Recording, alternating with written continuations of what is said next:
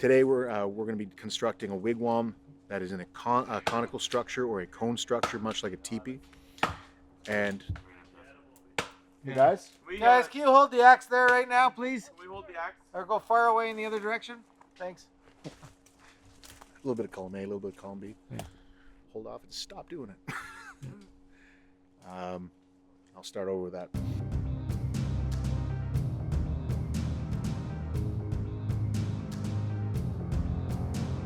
Six strangers must return to the wilderness, paddling the old trade routes of their ancestors in northern Ontario. Surviving for 25 days with no modern technology.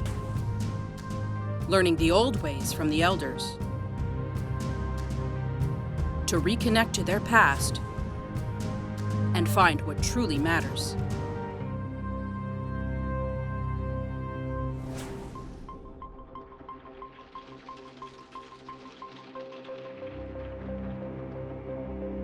Waking to another wet morning under their canoes, the adventurers continue adapting to the life of their ancestors. Having to survive for 3 more weeks on the land, they've quickly realized the importance of a secure shelter.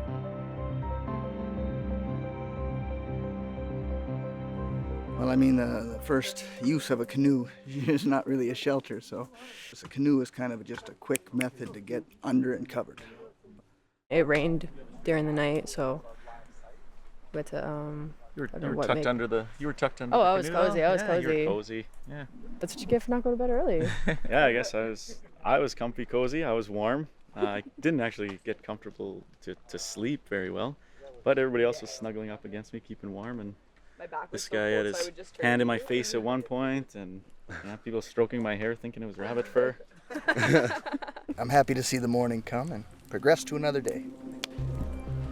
Having to cooperate and keep a good pace, their first paddle to a new camp will see them covering 3 kilometers as they learn to work together in the canoes. Moving from Twin Lakes, they aim for Fallen Tree, which offers a similar environment so they can apply the teachings they have already received.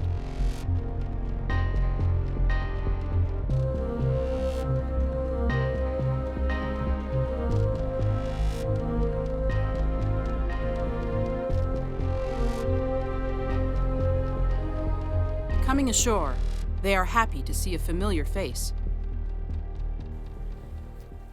Oh, get some visitors. Bonjour. Hey, Stan. Okay, watch it. Hi, I'm Caleb. Caleb. Big Caleb. Caleb, Little yeah, Caleb. this is Caleb. Bonjour. Bonjour. Okay, nimelan ten yom taguk mino te biji to take. Uma ni chikoso ya Caleb. And they walo chi kaya lumen saraigen. They shower nog and they walo.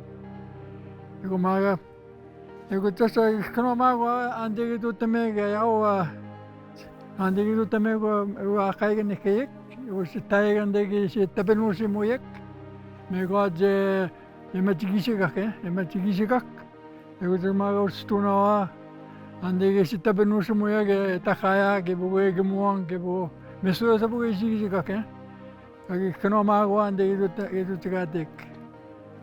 Eu just Kino to go stunawa, kino uma edutamege, kino boga dutanawa, o boga kromagwa, kino to go mese, kata kaboga senemo de dutamege, mi to anataga te go tabenushumu in sergate, mi uter mestigoga o mese avacha, sugubi go na ko mestigon ga stunawa, o stuye is tabenushumu ge tebekak. Eu gosto de escutar que hoje tu não achas que eu acho que me sou que não mago ou nem se coisa que não mago ande do também. Anin bojo, kenu ne dish nakas bazo na shindorem, Mississauga in the schnabe in endo, pamara skode ang in donjaba. Bojo, wanana bojo. My name's Caleb. I'm from Hiawatha First Nation in Rice Lake, and Mississauga, Ojibwe, and I'm a survival instructor. I'll be teaching you guys today how to stay warm for once, to actually get warm for the night and to stay dry. We're gonna make you guys a shelter. We're gonna show you how to make a lean-to, which is the simplest one to do for this. It's been used by our people for thousands of years, if not longer. They're very simple compared to other shelters. We don't have bendable poles here. We don't have really good bark this time of year to peel. So we're gonna be depending on boughs, poles, and a traditional fabric that was used since the 1600s. That's canvas. We will depend on that only if we don't get enough material to construct the shelter. Canvas has been traded to our people from old sailcloths from the French and the English since as far back as 1623. We've got a long history using this throughout the fur trade era into the 1800s and beyond. So everything is going to be old school today. We're inside Ojibwe territory within a beautiful part of the boreal forest, the southern central area of the boreal forest. And it's a beautiful territory that Stan and his family have been on for, well, since time immemorial, since before there were stories. So this is a really, really beautiful space and ripe with resources that are gonna be able to keep you warm. I've heard a few stories. You guys have been out here for a few days now, cold, wet, probably a little hungry, a little tired, not getting enough rest. We're gonna try and rectify that today. We only got a few more hours of daylight, so let's get to work. One of the most effective methods of a quick and sturdy shelter is the lean-to, a solid frame made with a ridge pole lashed between two trees. It supports a wall made with interwoven branches covered by a layer of boughs. A fire is lit at the front, keeping them warm throughout the night. So between this pole and that tree right there, we're gonna put a ridge pole. We're gonna first have to clear this area. We got some brushes come down from windfall. We got some small firs in here. We got overhang. We've checked the area for widowmakers. There should be no trees that can come down in here and harm you if they're dead standing. But there's a lot of stuff that can gouge you in the eyes, gouge you in the mouth, and that's just not a good day. So we're gonna clear out as much of this as we can. We got a couple of logs as well that we're gonna have to buck and move, which we can probably use for the structure of the shelter or for your firewood, and it's gonna help a lot. So first things first, get the stuff out of your eyes. So reach as high as you can, break the branch. Break it as close to the tree as you can. If you can't break it as close to the tree as you can, like if it's still sticking out quite a bit, you can always take the handle of your axe and clear. So it all comes off fairly clean. Are you using the handle so you don't dull it? Yeah, you know, and also you just don't need it. You just need blunt force trauma to really get this stuff to come off. So clearing it off as best you can, as high as you can reach, because we're gonna be working as high as we can reach to make this shelter, and it also gets rid of all this debris, and this is really good kindling to start the fire with. Same with that side, and then once we get that clear, we'll start working on the ground floor. All right, so get to work. With the moon already rising, the adventurers are running out of time to complete a shelter large enough to keep them all warm as the temperature drops. Hard at work on building their first proper shelter, the adventurers are excited at the potential for a good night's rest. So far in this journey, our shelters have been made largely of spruce boughs and canoes. So it's not watertight, and we have had a couple damp nights, but you know, we come together as a team, and that's what we're doing now to build a better shelter. What's the most beautiful part to this for me is we're reintroducing them to their ancestry. We are connecting them and reconnecting them to the heritage that goes back way before contact.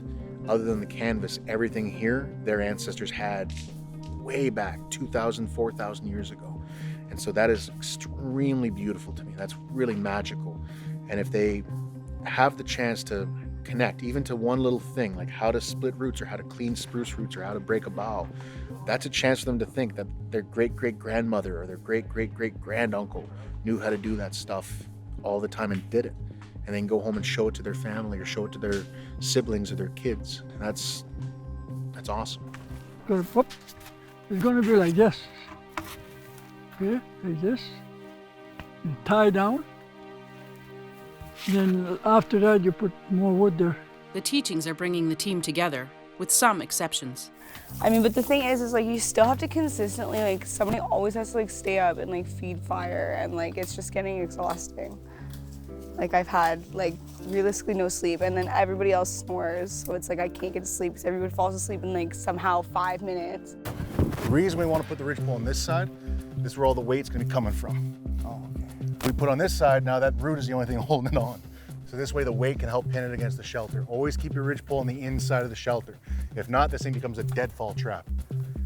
And I'm sure Stan knows enough about deadfalls. You don't really want to be caught in one. Break your neck. Big Caleb told little Caleb, go get some trees, bigger trees, because I guess mine weren't long enough. But that's good though, because at least my feet won't get crushed. I want you to have your feet down here and your head up there. We want to make sure your heads are past the ridgepole a bit, so it doesn't land right on your heads if it does break. Kind of helps.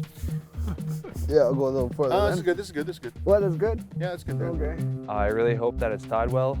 I don't really feel like having that thing hit my head in the middle of the night. Might clip my forehead. Yeah, that's okay. Just gives you a better story to tell when you get home. There's a lot of benefits to constructing shelters from the land.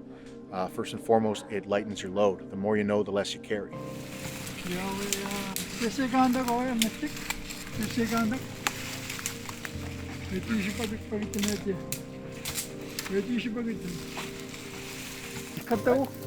All right, so first lesson with axes, if at all possible, never put them in the dirt because you don't know what's down there. It could be a rock, and if you chip that edge, that takes files and stones and a lot of stuff you don't have out here. For safety, there's a lot of ways to hold an axe, but the one thing you got to remember is when it goes to horizontal, that's as far as it can go. You don't want it to swing. Little did I know I was just swinging the axe at my feet this entire time. I'm lucky to have my feet, I guess. That's going to break your leg open. That's going to bust you up. I've got enough scars to prove it. Because I did have an accident. As I swung down, the piece of log started to tip, and I just sort of ricocheted off it, and it did go into the side of my leg, which wasn't fun. Do not try to be powerful with an axe. Try to be precise with an axe. Be precise, not powerful. If it takes 20 chops to get through a log, then it takes 20 chops, but at least your feet are together and your hands are still intact. Standing too close to the tree, I thought I was going to use my leg. I thought you were about to use my leg as an example. When you're trying to throw a pole, you want it to get as far away as possible. Some people try to throw it like a spear. That doesn't work. Some people just toss it. If you hold it like that, and then just push your hand, springboards it. Far away, gets it away from you. Because you just toss it, it can catch up on branches and come back.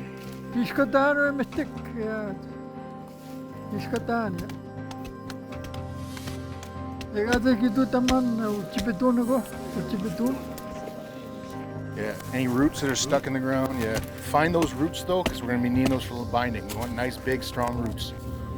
We're in a really good spot here. We got nice mossy ground. We got a few larger conifers. Most of these look like balsam fir. Their roots will do. It's better if it's black spruce or white spruce, but balsam fir will do as long as we got enough of them. So what I do is I find where a tree's coming out, and I start lifting back the moss. What I really want to do is start digging into this dirt until I snag a root like that one there. See that? Once I find a couple, I start digging with them. I have just chopped down this tree to help make our lean-to shelter. And I might have gone a little bulky. Just dig it. Just dig it down, see what's around it. See if you can loosen everything around that. It might be attached to that tree. If so, we'll just stop.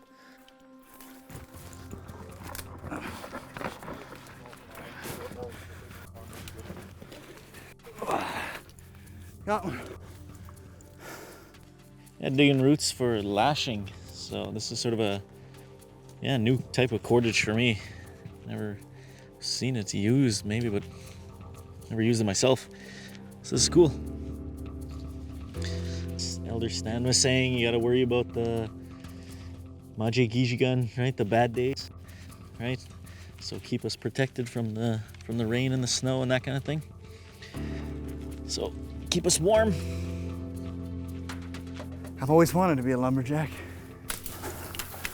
Go big or go home.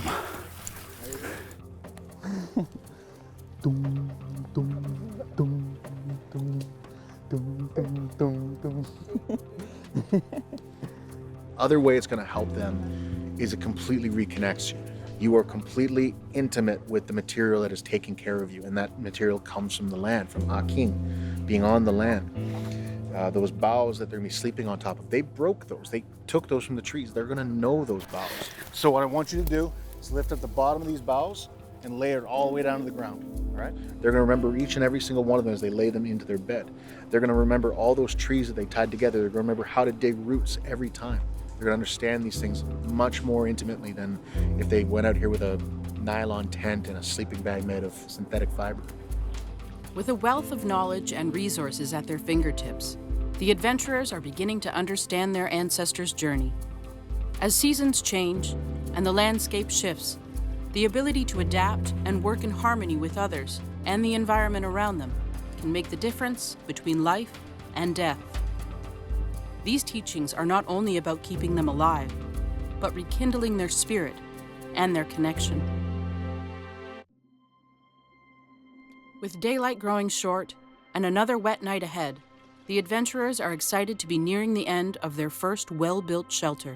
When we went on the land where there's a lot of cedar, we used cedar boughs to make a good bedding. They smell good. You can smell that too. When it comes down to the bedding, you're gonna have to change your bedding at least every 2 days. When people think changing bedding, they think that means you have to throw it all out. That just means add some more on top. Because what happens, you start compressing it and it doesn't come back. Right. So you gotta add more on top, and over time, your bed would actually be 2-3 meters deep, but it's actually only a couple inches deep. Being out on the land and sleeping under the stars has impacted the group in different ways. I really hate it. It's getting like way colder at night than it should be, and our shelters that we have definitely have sucked. So hopefully tonight will be better, but I mean, I doubt it. I'm looking for small cedars about this size, so we can use the bedding. You cut like this. What do you call these boughs? Cedar boughs, you call them. So if you can just reach them by your hand like this, so you can use them for bedding. Like everything's, looks good until you get in there and it's 3 o'clock in the morning and your feet are ice cubes. So, I don't know, I guess we'll see how it goes. See how many more days I can last. I don't know if everybody else is doing it. It just feels so nice to be in nature. I was waiting for this to happen for a long time. I just love the peacefulness of it all, and I find it very meditative, when you're chopping wood and you just have this like iron focus on staying alive, keeping warm, and you just have these like really basic life chores to do that when you do them you feel so fulfilled, which is different than when you're living in the city. You can waste a whole day just watching Netflix or kind of wasting away feeling like what's the meaning of life. But when you're out in the bush, the meaning of life is to stay alive, and you feel more alive out in the bush. Let that birch bark burn for a moment. Let it take its heat. What I like to do is wait until the fire's waving at me. Those flames are dancing up high. And then I'll start releasing this, getting it back down to it. Before I put any more wood on, again, I'm going to wait for those flames to wave at me, like that. And then I know it's time to put some more on. So I walk over here, grab some of the sticker stuff. Caleb, would you like to help grab me this log here? Put it right on top. Like that. Now the real secret to these shelters is a lot of people think you want the wind coming from the back. That's going to cause a wind eddy. It's going to cycle all the smoke in there. You want the breeze coming in along it. You make a high wall like that, it's going to help suck that smoke in like a void and draw it away from you as well. But we're leaving behind a lot of knowledge about shelters for you, so you can carry on your journey for the next few weeks. Stay warm, have a good night. All right, before you and Stanley leave, on behalf of our little tribe over here, we have an offering for you. I'd like to thank you both for the teachings. And I'm sure it's something that will keep with us for the rest of our lives. I can't thank you enough for passing down this knowledge, so we can definitely pass it down to our children one day. Wish us luck. I do. Fire roaring and the lean-to complete, Caleb and Stanley depart, confident in the traditional knowledge they have passed on. I'm really impressed by this crew. They have done exceptional. In a very short time frame, they threw together a frame and covered it. Some of them really had certain strengths. Some of them were the firewood getters. So you look at someone like Michaela, who's going out and she's coming back with logs as big as her on her shoulders. That just amazed me. That wowed me. And then you look back and you're seeing people like Brendan, who was just focused on bringing poles in. Even when we had enough poles, he just felt the need to go out and get a little bit more. And amazingly, we actually had a need for them. I thought we had enough, and every pole he brought in, we put to use on that frame. And all the boughs that they kept bringing in, all the materials they kept bringing in, the fact that some of them were just so focused on getting those roots perfect, getting them nice and long, nice and straight, and bringing back the right stuff, and how keen they were on learning this stuff. This is going to go miles ahead for them. If they can focus on making sure that their firewood is stocked for the night and they have an open fire going really well, and they learn how to work as a team to make sure that that fire remains stoked and doesn't go out on them or burn down low, I think that they're going to have more than just a good time. I think they're going to have great success. I think they're actually going to enjoy it. I think they're going to actually not survive out here, but thrive out here and live out here. That's what Anishinaabe are. That's what Oji Cree are. We aren't surviving out here, we're living out here. The group, eager to get a good night's sleep, share their last supply of pemmican and hope to rest well before their first long paddle ahead. Our teacher is the land. Creator has surrounded us with the gifts to build shelter, to build home. If we do not respect Mother Nature, we cannot ask for her gifts. We must lean on the elders and each other to stand strong. Working as one gives strength to all. But as one, do we all complete the same task? Are we ready to do more than survive? Are our people ready to thrive?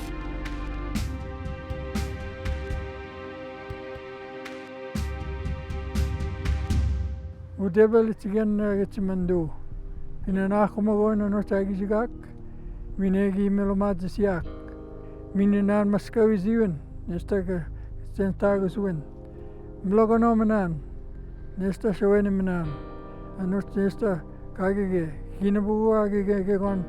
Anut tayan. Emelomadzisiak. Anut tagizigak. Anut nesta kagege. Mingwes getsimando. Mingwes getsimando.